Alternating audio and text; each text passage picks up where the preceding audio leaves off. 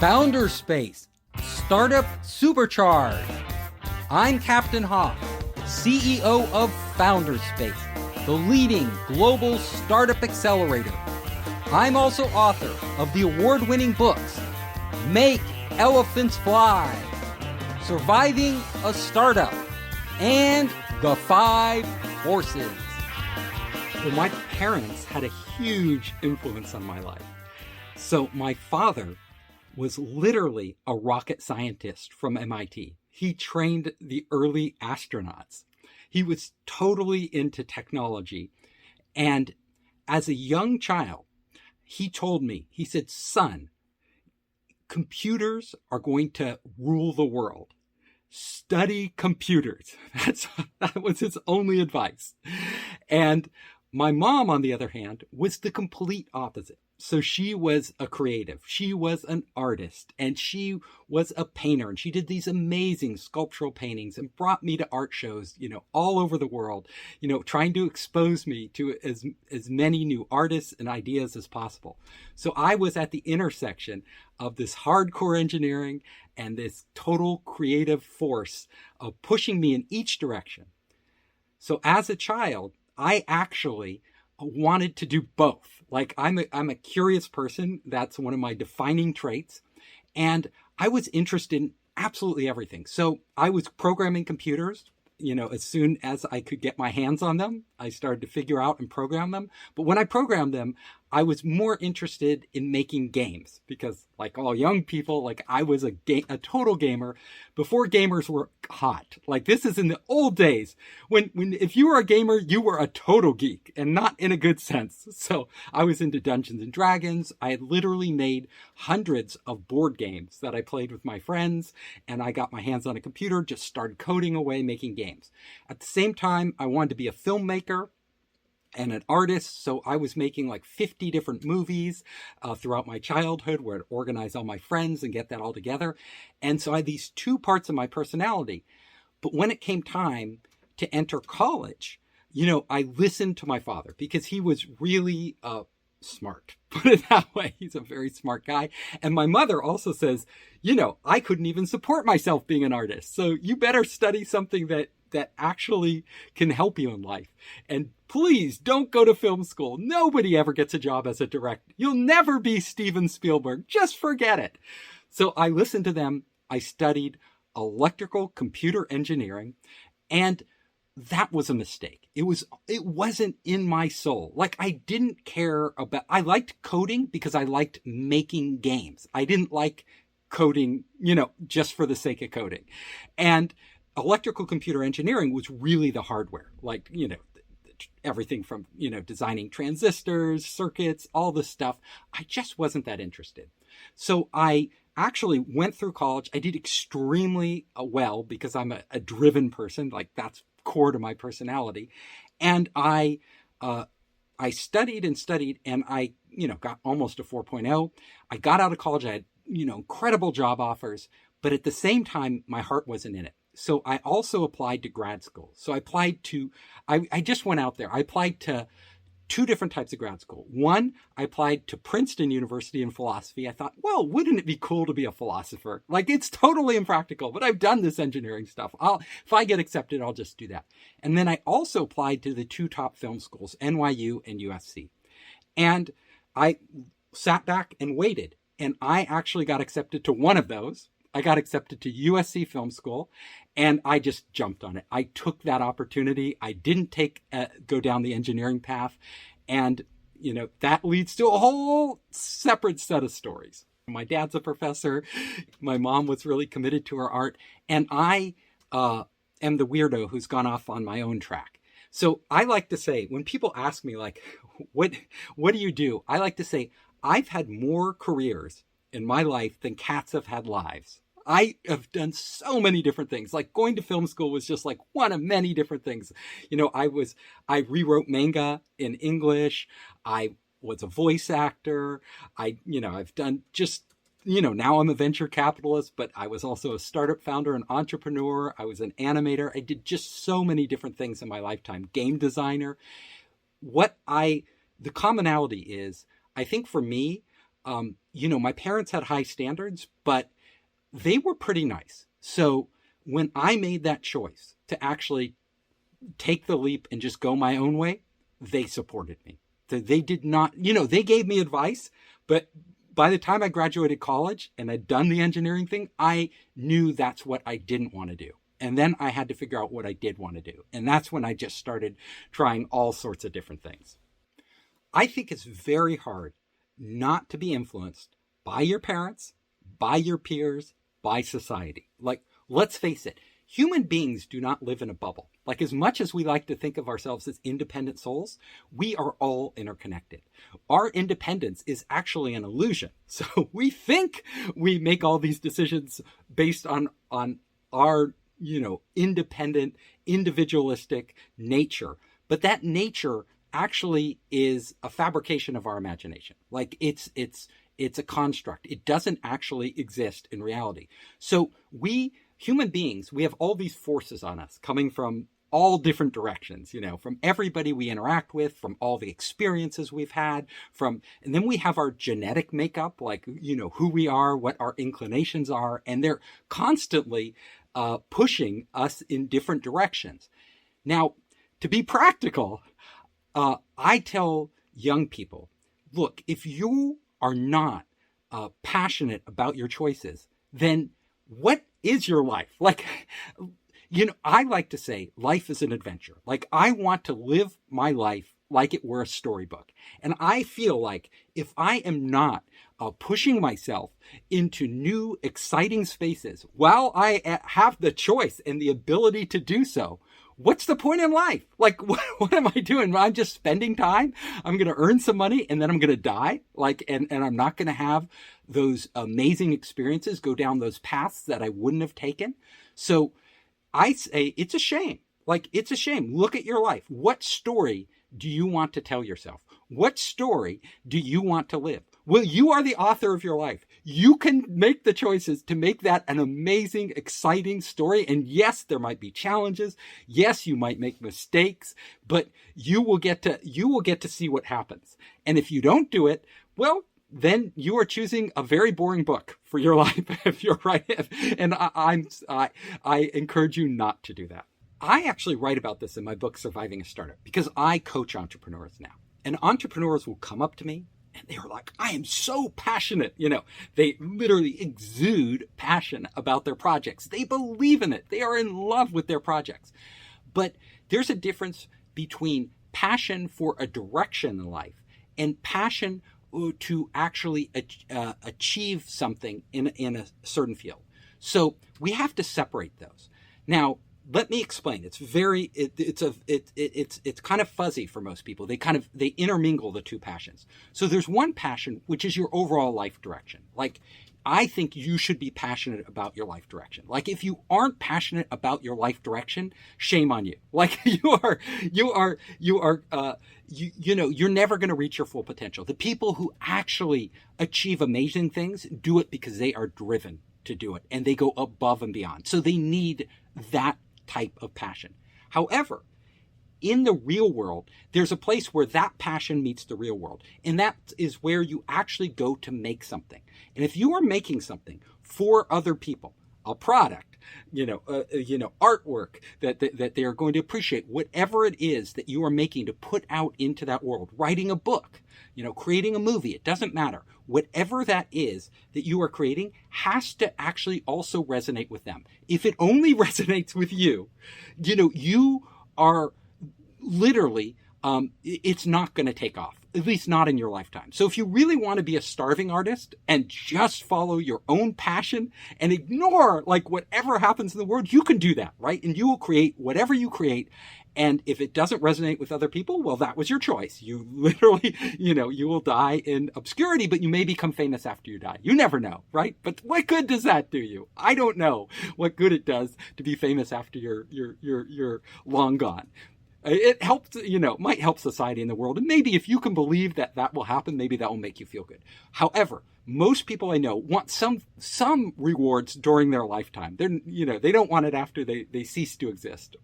So what I tell people is that for entrepreneurs especially, but it's true for artists, it's true for every profession. Like, if you are creating something, it doesn't matter how much you love it, how passionate you are. What matters is how much other people love it. So don't be blinded by your own passion. Like, don't fall in love with your product or your project. With what matters is, no matter how much you love it, it doesn't mean anything, right? In the real world. All that matters is how much the people you're making it for, your audience, how much they respond to it. How do they respond to it? And this is a process, of iteration, right? Great artists take off because they try lots of things and they see what resonates in the society. They see what goes. And then when they get that feedback, and naturally they're putting themselves into it, they're putting their passion into it, but it's more than just their passion. It's their passion connecting with creating something that elicits a strong response, a strong passion, a need in other people. That's what I tell creatives.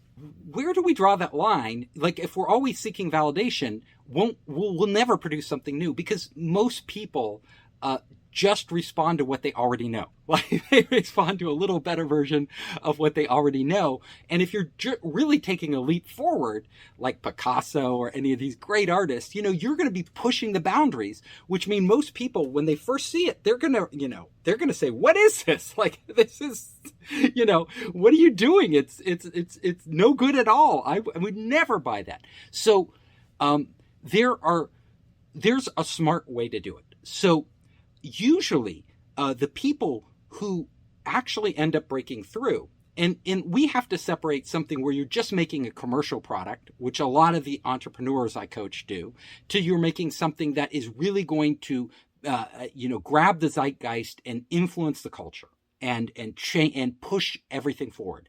Now, if you're taking that bigger leap, kind of that bigger innovative leap into something that is going to either transform the art world, or it's going to come out as a movie or a book and just blow people away. Like, I've never seen anything like this. Well, that's a much bigger leap, and it's going to be much riskier. Like, every time you're asking people to take a leap, like with what they're doing, it's going to, you're going to be taking a bigger chance, because there's no validation in the past. You can't get people to tell you you're necessarily on the right track.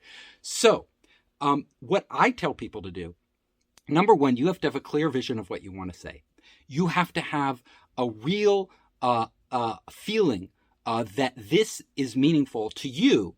And you have to realize at the same time, are there a lot of other people like me? Like, if you're one of a kind, if you're so bizarre and strange that, stacking up ladybugs in a jar is fascinating to you, but it's not fascinating to anybody else, that's, it's not going to take off. But if that there are a lot of other people who have your sensibility, and even though it might not be everybody, but that will eventually resonate with them when they get it.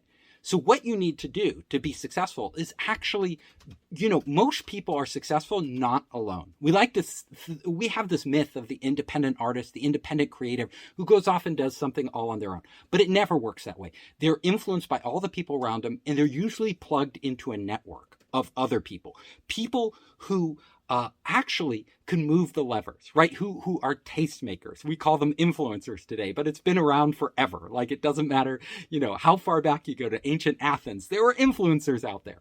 And really getting those influencers on board with what you're doing early on, getting not necessarily their feedback, but their input, not their approval. You don't need their approval, but you do want to see what they think, and putting all that together, and then going out with and cultivating those relationships so that when you go out with it, those influencers, at least some of them, can get behind you and start pushing it.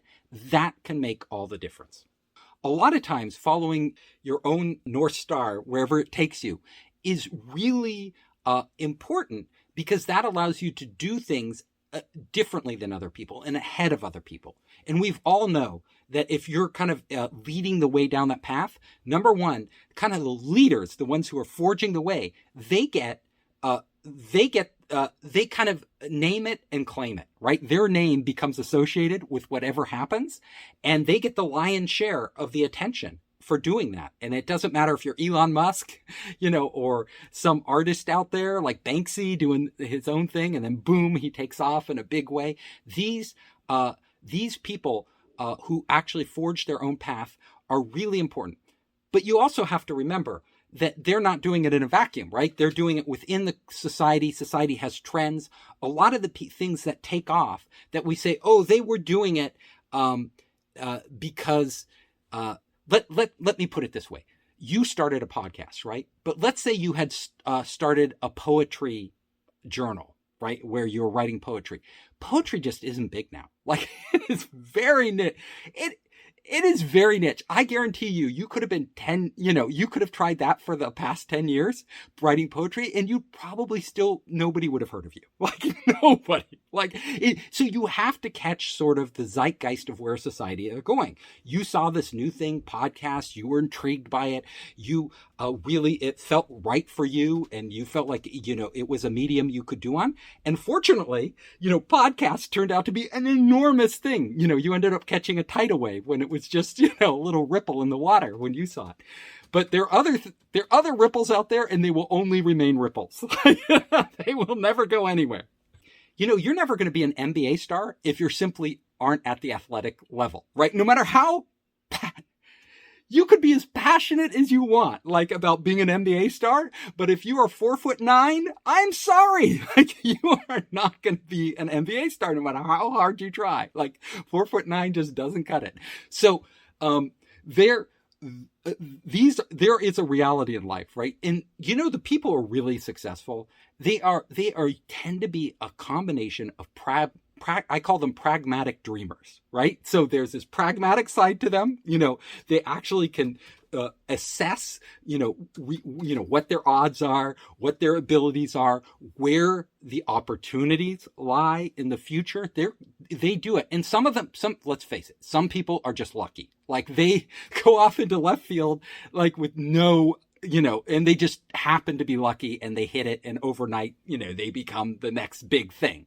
But you don't want to have to count on being lucky, because that is like 1 in a zillion chance that you are going to actually make it. Your chance is really small. So really, the smart people don't count on luck. They actually analyze very closely. And again, it doesn't matter if you're doing a business or you're doing a creative project, whatever it is, you have to look at all the different variables, right? All the different things, from your own innate skill sets, your own personality, what you can handle, how much stress you can handle, all these things, to what's happening in the world around you. What are the trends? What is going to be the next big thing?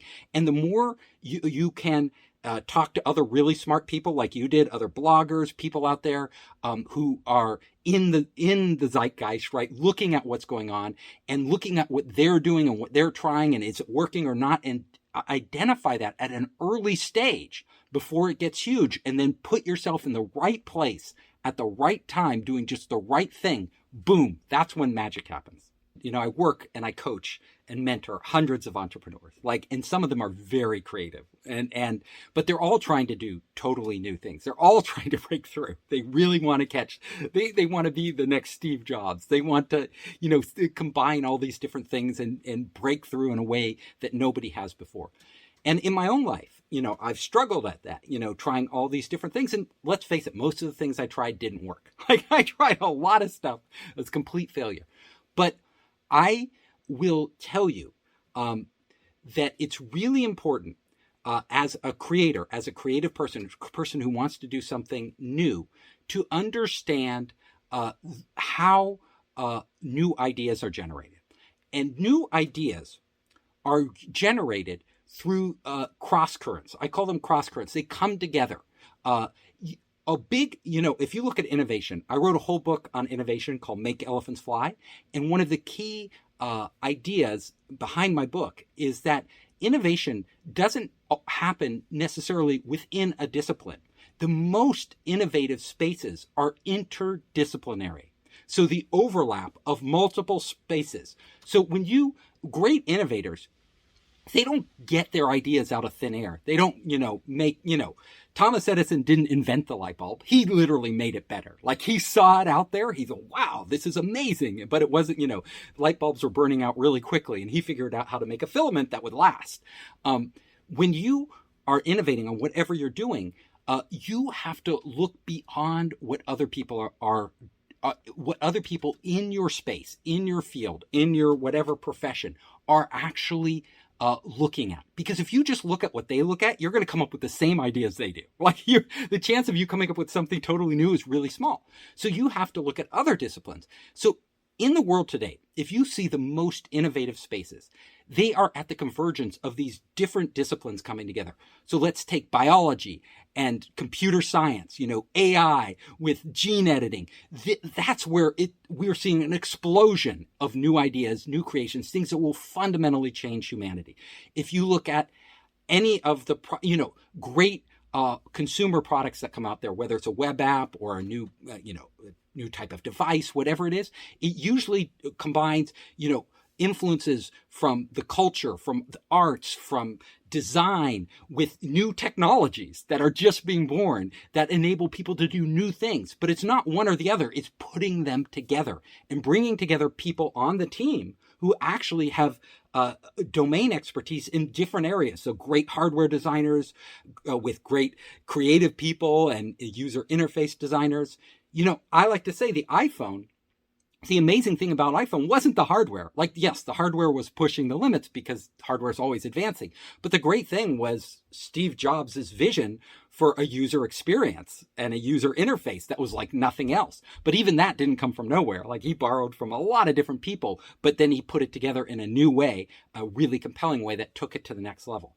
So I just want to say one more thing. And so one more thing is that, in my work, I do believe in getting, if you want to be creative, you need to get as many sources as possible. So like, I read books on everything from cultural anthropology to poetry to great novels, historical novels, to new, pop literature, to history, whatever it is, and science books. I'm always, like, every week, at least I go through at least one audiobook, like, because I'm an audiobook fanatic. I do it at double speed or faster.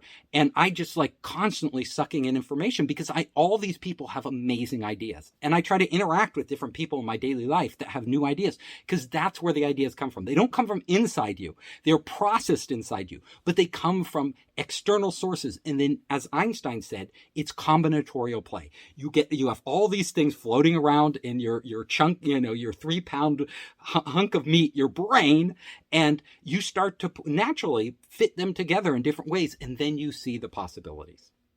It's very interesting how things are happening. And you could, for example, look at the porn industry or the early e-commerce days and then see the potential. So if, all these people putting in their credit cards, the companies that enable credit card processing actually taking off because they had customers.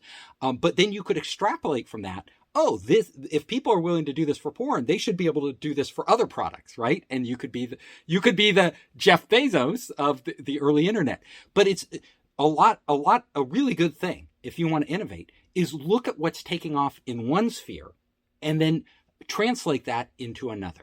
Like, if something is working in one area, how could I make it work in my own area? And a lot of businesses start this way. You're looking at the interface for dating and how simple it is, right? And quickly you can expose yourself to a lot of new things. And you could take that mechanism and then apply it to podcasts, which it's, browsing podcasts on most of the apps is a pain. Like, it's really, there's a big problem with discovery right now. How could we because there's a gazillion podcasts out there and there's some great gems buried in there, but you wouldn't even know they exist. That was my first time where I really had to challenge myself, because I told my parents I'm going to grad school in film and television. I got my master's degrees, my Master of Fine Arts 3 years later. And then I was unemployed. Like every wannabe filmmaker, I was unemployed. And I literally didn't want a job being a production assistant on some shoot. I'd spent all this money and all this time studying filmmaking, but film school doesn't guarantee you anything. It just gives you a piece of paper. And at the end of the day, you might have some skills, but they aren't recognized necessarily by the industry. They still view you as just a recent grad, a student. You're not a professional. So what do you do? Well, I'll tell you what I did. Like, I was determined. I got a hold of the Hollywood directory, which had a list of literally all the top producers and production companies in Hollywood. And I went through that directory and I wrote letters to 150 of the top executives in Hollywood. So I just wrote letters. I wrote a very short, kind of funny little letter, sent it out, and then I waited. And do you know how many responses I got? No, I was lucky. Out of 150, I got 3 responses. 3. So the first person who responded called me up, and it just turned out to be the producer of Star Wars Empire Strikes Back. And he said, I got your letter. I don't have a job for you, but I just wanted to say hello. And I was like, oh, great. So we talked, but he didn't have a job for me. He just wanted to be nice and encourage me. And we had a nice conversation, and then he hung up, and that was over. Number 2, I got a response from, of all companies, Disney. And so Disney calls me in, and I get to meet with their head of production, and she is like, she's the one that can make my career. So I go to that interview. I'm very nervous because I was a very shy guy at the time. I wasn't as outgoing as I am now. I've trained myself to be that, but I was very shy. So I was talking to her, and the interview is going really well. But then she asks a trick question. She asks me, what films do you like? So I have a choice. Like, I can lie, and I can say, I am just, a huge Disney fan. But I was a Disney fan when I was a kid, because in those days, Disney mostly produced content for kids. Like, or I could say, I'd just been to film school, all the great movies that I loved in film school, these artistic films, Stanley Kubrick, Fellini, all these amazing films. So I chose to just be true to my heart and tell her the films I loved. And I saw her expression just collapse. Like, the interview was over. I was done. Literally, she wrapped up the interview after that and ushered me out of the office. I had blown it completely because I didn't mention Disney films. So I get one more chance, my 3rd strike, and I'm going to be out. I get called in by this big producer. His name is Chuck Freeze. He has this huge building on Hollywood Boulevard, right across from the Man Chinese Theater, with his name on it, Freeze Entertainment. And he has, invites me into this giant office on the top floor with all these Emmys along the wall. He's a big television, TV movie producer, made The Martian Chronicles, tons of other things. And he's this big, heavy guy with gray hair, and from the East Coast. And he looks at me again and he goes, Hoffman, I got your letter. You want a job? And I'm like, yeah, I want a job. I want to be a writer. I want to be a director. Please hire me. Okay. I'll see what I can do. So that was my interview. That was it. And then I get a call back a couple weeks later, and I got a job offer. But it wasn't a writer or director. I got offered a job, as of all things in the world, as a reader. Now, if you don't know what readers are, they are actually paid a pittance, like you can't even live off of it, just a tiny bit of money, to read the scripts for the development executives in companies and the producers so that they don't have to read all the bad scripts. So basically you screen the bad scripts. You read the scripts, you write a synopsis, and you let them know if this is worth their time to read. So it was a job in Hollywood. So I took it. Like, I had no other choice. Like, I couldn't pay the bills with it, but I was going to be working in Hollywood. I took this job, started reading scripts, doing my best that I could. I'm dyslexic, so it was really tough. You have to read really fast. I just plowed through it. A couple weeks later, I had been doing this, and I was like, I can't do this forever. Like, these scripts are really bad. It's kind of torturous job, especially for a person who wants to write. So I contacted Chuck. I sent a message to Chuck, and I said, Chuck, I could do more. I want to talk to you. So I wait. A week later, he calls me into his office.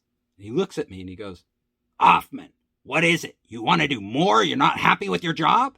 And I was like, Chuck, you saw I can do a good job on the reading stuff, but I want to write. I want to do a writing job. He goes, Hoffman, aren't you ever satisfied? And then that was the end of that. I went back to reading. But a week after that, I got called in to his son's office. Now, his son was a very bitter man. Like, really, he was a lawyer, and he was working for his dad, and he basically failed to make it in Hollywood so he had to rely on nepotism. So his father gave him a job as kind of the head of one of the groups in his company. And he had a big project that he was doing, a TV movie all about the Wild West. And he wanted me to research this. It was about a guy called Francis Parkman, and I actually got to write up the entire miniseries that myself as a synopsis from all the books I read. So this is a great project. He was a grumpy man. He didn't even smile at me. He just handed me it, and I was actually terrified of him. But I went off and I worked insanely hard. So I was doing two jobs now, the reader job and this kind of research writer job. And I did it. And I turned it in. I went back to the guy. He's called Butch Freeze. And I went into his office and he looked at me. He's a very intimidating guy. And he said, this is great. You did a great job. So I knew that I had a chance then. So instantly I messaged Chuck, the head of the company, Chuck Freeze, and I said, I got to talk to you. I could do more. So Chuck, I wait, and another week later, Chuck invites me back into the office, and he looks at me and he says, Hoffman, I just gave you a promotion. What do you want? And I was like, I could do more. I don't have to just research projects. I could actually write my own. Can you give me a break? He goes, Hoffman, go away. So I went away. I went back to my reader job, and I'm reading, and literally, a week and a half later, I walk back into the job, and I didn't report to Chuck. He was too high up. He was the head of the whole company. I reported to the development director. I went into the development director's office to pick up my scripts like I did every week. And she looked at me, and her face was red. Her teeth were clenched, and she was angry. And she said, you got me fired. And she stood up and bolted out of the office. Like, literally leaving me there. I was like, what are you talking about? And then Chuck's assistant came in and got me and said, Chuck wants to see you right now. So I go into Chuck's office. I sit down and I'm like, what is going on here? And Chuck looks at me and Chuck says, Hoffman, you're our new head of development. So that is Hollywood. Like, I was like, I didn't know what that meant. So go Hoffman. So I have to go. So I go back to the office where my boss used to sit. And apparently that's my desk now. I didn't know what to do. And I went to the window and I looked out the window at the Mann Chinese Theater and I'm like, this is bizarre. This is like a movie. It's like Barton Fink or Swimming with Sharks. It's like some strange movie that I'm living, because this isn't what I asked for. I wanted to be a director, not a development executive. In fact, I don't know what a development executive does, but hand scripts out to me. The phone starts ringing. Her phone. And I'm looking at it like, should I pick that up? Like, it's really strange. So eventually it kept ringing. So I picked it up. It's an agent from one of the big agencies, ICM. And he's like, where is so-and-so? And I'm like, well, she's not here right now. Oh, well, can I send in this script? And he starts rambling off. And I'm like, I guess so. Yes, send it in. Then I go and sit at my desk. And all the other readers who have been working as readers, some of them for years and years, come in and I'm behind the desk. And they're like, what are you doing there? Why are you sitting in our desk? And I'm like, well, I'm your new head of development. And they go, oh, really? And I go, yeah, that's what Chuck said. And they go, oh, well, are you going to give me my script? I didn't even know where the scripts were. So they had to show me how to do my job and to give them the script. Then things get really strange, because I know how to give out scripts. I know how to answer the phone, but I really know nothing else about this job.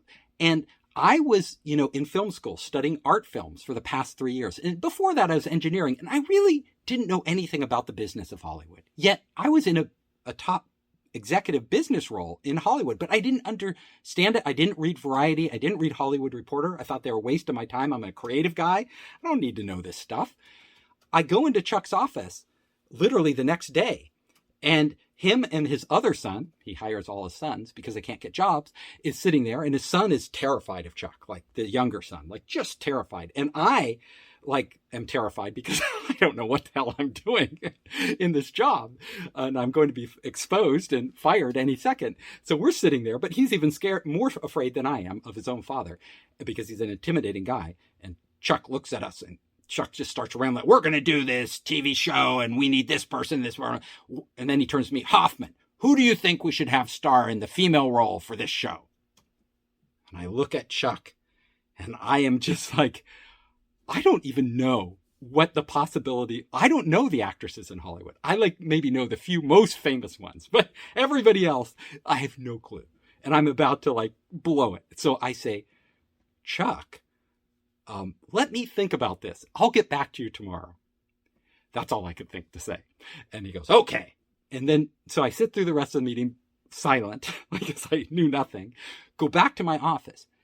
Fortunately, my brother's best friend is a struggling filmmaker in Hollywood at the time. And he is the guy who has a photographic memory and knows literally every A-list actor, B-list actor, C-list actor, D-list actor that ever was. Like every one of them. So I get on the phone and I start describing the part in the TV show that we need to fill. And he's like, oh, this person would be perfect for it. And if she can't do it, then the second choice is this and the third choice is that. So that next day, I go back into Chuck's office. And sure enough, he looks at me and goes, Hoffman, have you thought about it? Who are we going to cast in that role? And I say, well, actually, I've thought about it. And this would be my first choice. This would be my second choice. And if she can't do it, this would be my third choice. He looks at me and he goes, Hoffman, that's brilliant. So I literally faked my way through that job, thinking I was going to get exposed and fired for the next year. And at the end of the year, he loved me. I had actually figured out the job. So I learned. I read the Hollywood Reporter. I read Variety. I did everything I could possibly do. But I wasn't doing what I wanted to do, which is be a writer, creative person. I wasn't doing that. I was just like this middle person in this big machine. And at the end of the year, I decided I was just going to quit. I was going to, if I can't break into Hollywood in the way I want, I saw games taking off. At that time, games were really small, but I was like, games are going to be huge. And I had met the founder of Sega. And the founder of Sega, he's an American, even though it's a Japanese company. And they had this is the early 90s, they had just taken off and beaten Nintendo. The Sega Genesis was #1 in the world. So it was, and he invited me into one of the producers in our company. It was his cousin. So I said, I'd love to go to Japan. I'd love to make games. I've always wanted to make games. I made games as a kid. I programmed them. Can you send me? And he goes, oh, I'll introduce you to my cousin. So I go into his cousin, start talking to him. I tell him all my ideas about games, like all the games I want to create, what I did in high school and creating games and all this stuff. And he goes, we've been wanting to hire a Hollywood person for our Japanese headquarters to go there and generate ideas. I'm going to put you there because he's the chairman of the company. I'm going to send you to Japan. So I go back to Freeze Entertainment, go to Chuck Freeze, and I say, Chuck, you know what? I'm leaving. And he looks at me. He goes, Hoffman, what are you talking about? You've only been here a year. This is a great start in the business. No, Chuck, I'm going to go to Japan and make games. Games are going to be bigger than film. I don't know about you, Hoffman, but what are we going to do? We need another Hoffman. And I turned to him, my light bulb went off in my head. My brother was in Hollywood at the time, struggling. He was working for, one of these record stores. It's called Sam Goody. It doesn't exist anymore. All those stores went out of business. But he was working in a dead-end job. He also knew nothing about Hollywood, but I figured I didn't either. And he wanted to be a music producer, but he had no job. So I said, my brother is available. You could hire my brother. That's another Hoffman. And he looked at me. He goes, does your brother have any experience? And I'm like, no, but neither did I. That's right. Okay, we're hiring him. So literally, they put my brother in my job and I took off to Japan. And that is what I learned. I'm breaking into Hollywood. You never totally overcome dyslexia. It's like, it's built into who you are. It's a biological condition, but you can compensate for it. And you compensate for it like you do anything. You just read a lot. But honestly, reading like novels is painful to me. Reading like big, thick books, painful to me. So I could write, but it would be full of mistakes. But I would just have to have other people proofread what I wrote. Even if I read it like a dozen times, I couldn't get all the mistakes. I never see my mistakes. My eyes just skip over it.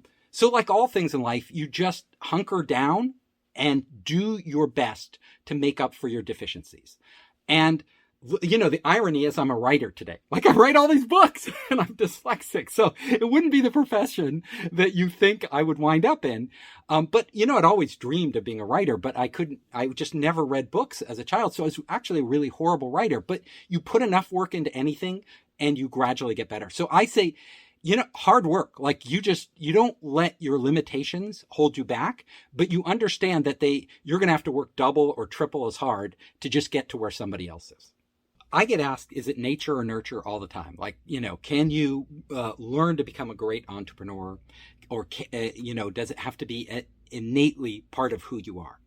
And my answer to it is it's not that simple. It's neither one nor the other. So can you be Elon Musk? Well, probably not. But can you be a much better entrepreneur than you would have been if you apply yourself and are always open to learning and experimenting and trying new things? Absolutely. And let me give you an example. The people like Elon Musk that really excel in the world, they were given some natural abilities, but they also worked extremely hard. You look at Elon Musk, like he doesn't sleep. He sacrifices family life. He is always on top of everything he does. Now he's a very creative person, like extremely creative. And he is also really always pushing the limits, taking huge risks. He has a high risk tolerance. So he has the fundamental traits that make up successful entrepreneurs. And he's a master at PR, like PR stunts, every other day he has something new. I mean, his brain is working, he's always on the cultural zeitgeist and leading the way. But you don't have to be all of those things to be successful. You may not be Elon, but you can be successful, and actually really successful, if you understand a few things. First of all, really important to understand what your strengths are. What are you really exceptional at? And this is where the nature and nurture things comes. Like I said, if you're 4'9", it doesn't matter. You're not going to be a great NBA star. You're just not. If there are certain things about you that you cannot change, that are fundamentally not going to help you progress in your field, then you need to recognize those. And you need to figure out a way around them. The people who are successful figure out ways around their own, let's call them disabilities, or their own weaknesses, their own limitations is probably the best word. So if you are limited in certain areas, in areas that you can change marginally, but you can't change that well. I like to say, when the really smart people, whether you're being a creative person, a business person, a scientist, whatever it is, you will hone in on the areas that you are naturally exceptional at. And you will put an oversized amount of time, of your time and your resources into developing those parts of you. And then you will figure out how those traits, those that you have, can actually have an impact on the outside world. it's not that you don't study. Like Elon Musk, like he's reading books on rocket science. He, read the whole Encyclopedia Britannica when he was a kid. He was sucking up knowledge from a very young age, always pushing himself. Those are traits of an entrepreneur. If you're not going to even do that, forget it. Like if you're not going to make an effort, you are not. If you are lazy, you probably shouldn't go into being an entrepreneur. I will tell you. But if you are driven, and you can recognize the areas that you really excel and then complement yourself with people, surrounding yourself with people who can actually fill in your gaps.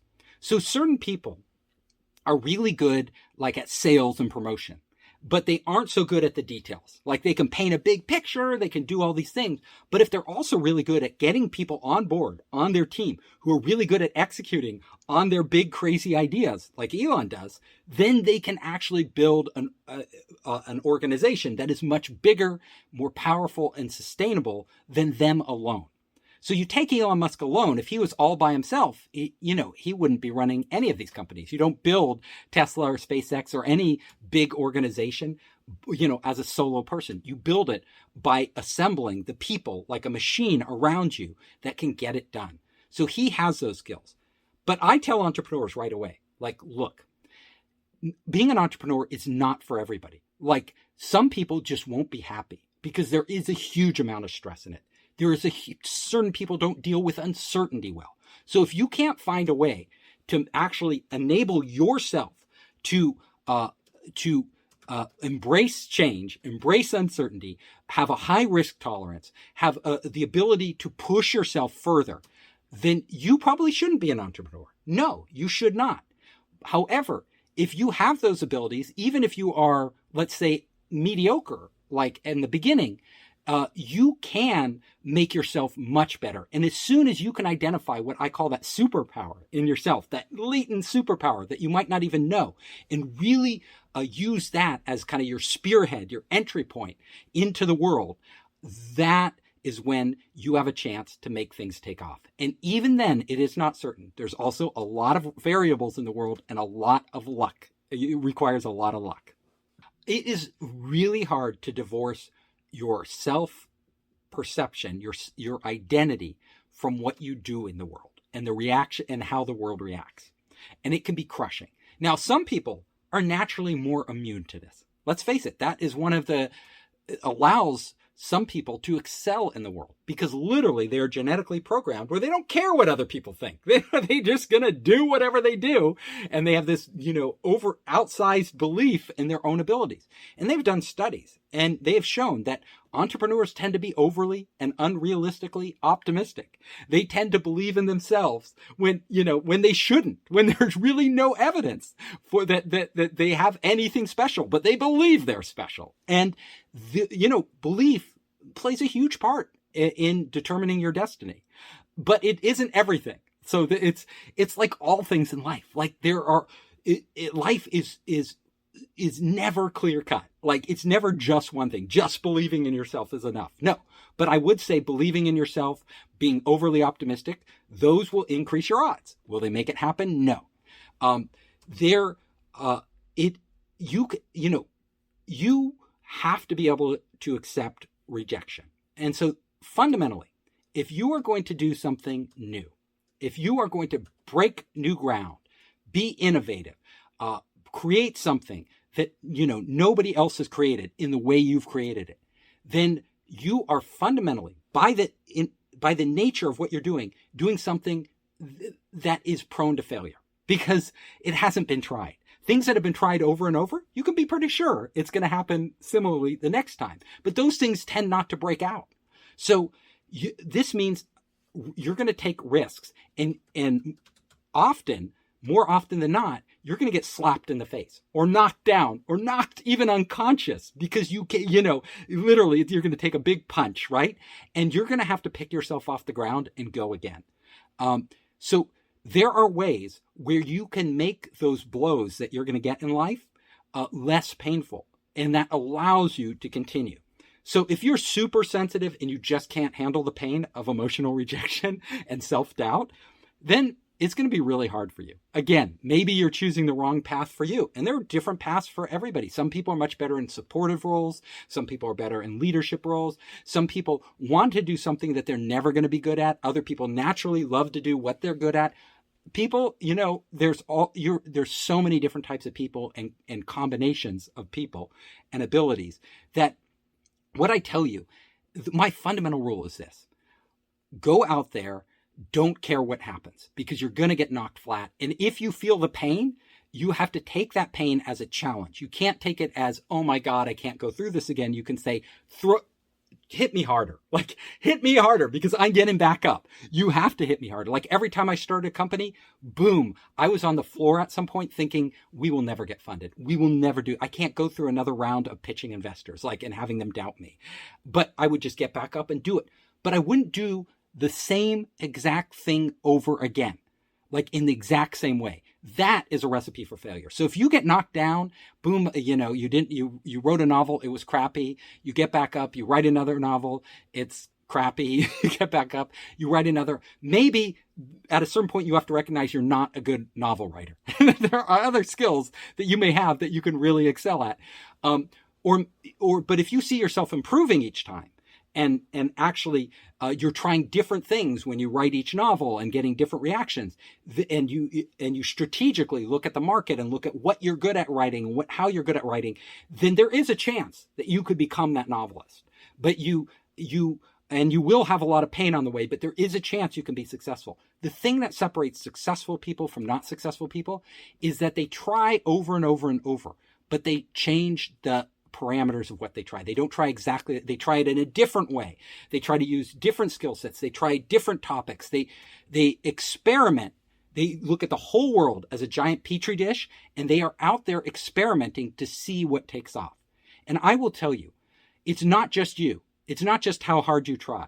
I mean, you can work forever on something, and if you're heading the wrong direction, it doesn't matter. You're still going the wrong direction. What you need to do is figure out, you need to catch what I call waves. Like, you need to catch, there are waves in society, always coursing through society, waves of change, and you cannot fight these. You cannot go against these, but you can definitely be one of the people to catch one of those waves. And the really most amazing creators and entrepreneurs, they're also opportunists. They will actually be out in the world looking for these waves and saying, wow, can I contribute to this? Can I get in on that? Like, can I make that happen? And all it takes is one big one, and you've made your career. Like, you've literally made your career. So, the fundamental rule, I'll reiterate it one more time, is always keep trying, but never try the same exact thing twice. Always look at the feedback you're getting, adjust, course correct, change how you're doing it. What am I doing wrong? What could I do wrong? I will tell you a story right now. When I went out raising capital for my companies, venture funded companies, I had no connections. I had no venture capital connections. I had no, in those early days, there were no incubators or accelerators. I was on my own. But what I did, and what I learned really fast, is I would go present my vision to investors. And then I would sit back, what a lot of entrepreneurs don't do, and actually listen to what these really smart people were telling me. These people who I couldn't even afford to pay for their time. Yet because I'd gotten into a meeting to pitch them, instead of just talking at them, I wanted them to tell me what they thought of my ideas. And they came up with a lot of good ideas. Oh, and I started to see what things that the investor community was looking for in startups. And I would always review in my mind every detail of every pitch I ever gave, and then I would edit it. I'd go back to my presentation, my PowerPoint and my pitch, and I'd totally redo it after every pitch, like tweaking it, making it better, taking the best ideas they had, putting them in there, taking things that I had said that didn't resonate with them or where I'd stumbled, and tweaking those or entirely removing them. And sure enough, I got really good at pitching, really good at closing deals. This same talent, it doesn't matter if you're an artist, a creative, or a business person, you need to put this process into place. I like to say that early stage entrepreneurs are often better off not getting funding, too much money, too early. Because if you get too much money, what it does is it locks you into a path. Like, as soon as you get a lot of money, you start hiring people. As soon as you hire people, you have to have a direction, a plan. You have to fix a plan, and you have to point everybody in that direction and start going. However, in the early stage of any venture, any company or business or project, a lot of times you are trying to figure out what the world really needs, what the world will respond to. And you don't know this when you begin. You have ideas in your head, but they are only ideas in your head. And they are dreams, they are visions you have, but they have to connect with reality somewhere to make this thing take off. So in the early stages, what you want to do is have just enough money so that you can go out into the world with something and show and put it out in there and start to see what happens. This could be a prototype. This could be, an alpha version. This could be even just a PowerPoint or, you going out and talking to potential customers. You need to start to get that feedback from the real world about what's in your head so that you can start to form that and pick a direction.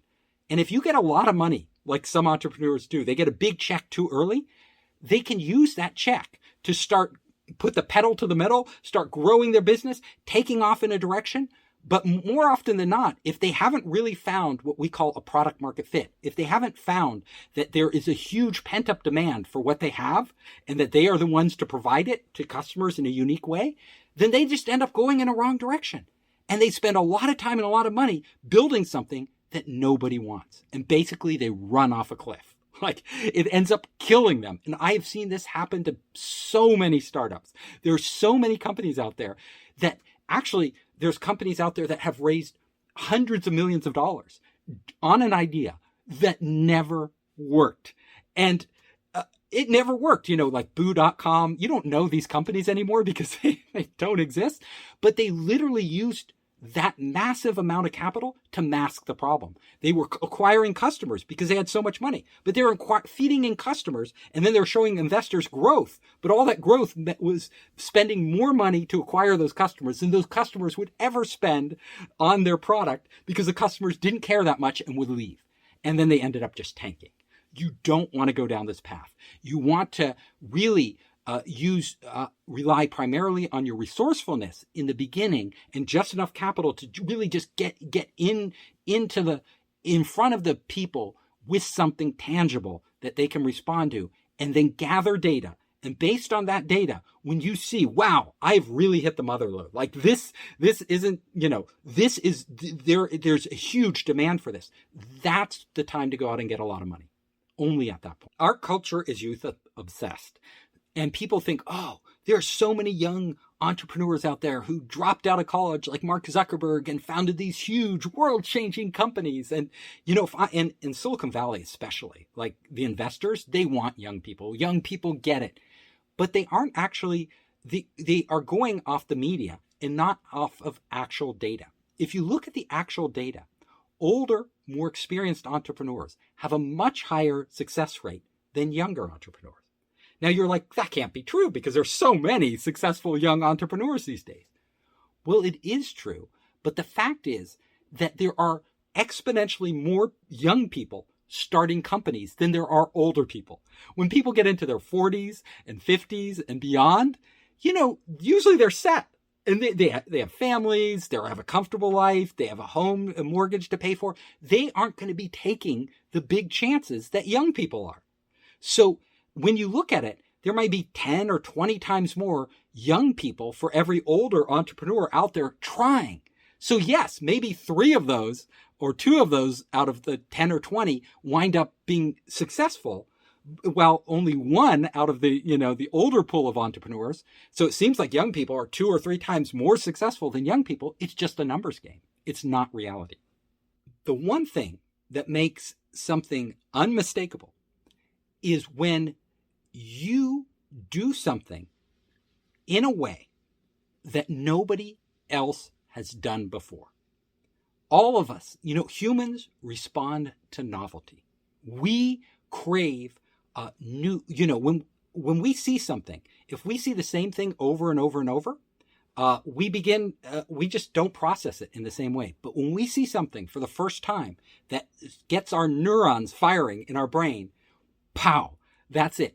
And it has to be an expression of what's going on right now, what matters to people, what people are already attuned to, but opens up a door for them to see either themselves or the world through a different lens. That is unmistakable. I hope you enjoyed the show. If you liked it, hit the subscribe button and share it with your friends. You can help us create more great content by subscribing and sharing. Also, if you want to access our online startup program, our investor network, and our entrepreneur resources, just come to founderspace.com.